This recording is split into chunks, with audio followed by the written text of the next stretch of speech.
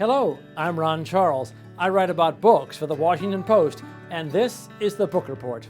As you look for what to read next, here are a few titles that I've enjoyed recently. The United States keeps about 2 million of our fellow Americans in prisons and jails. Nana Kwame Adjei-Brenyah has written a novel so shocking and moving that it might just wake us up to the full dimensions of this tragedy. Chain Gang AllStars is a devastating satire of our penal system and our enthusiasm for violence. The story imagines a world in which prisoners are used as players in a deadly and lucrative sporting event called Battleground. Can any player survive this contest? Can any society survive that treats people as we do? Tom Hanks has long been one of the most beloved and talented actors in the country. Now he's about to become a best-selling novelist, too. His new book is called The Making of Another Major Motion Picture Masterpiece. It's a love letter to the industry and a thoroughly charming story about the remarkable interplay of luck and hope and especially all the hard work that goes into bringing an idea to the movie screen.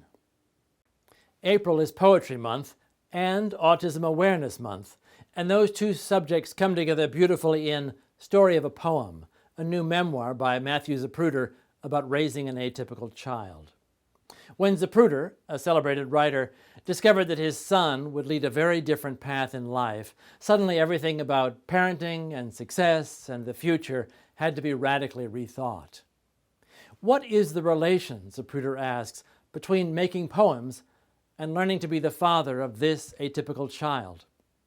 In his memoir, the answers to those questions are raw and thoughtful and deeply inspiring.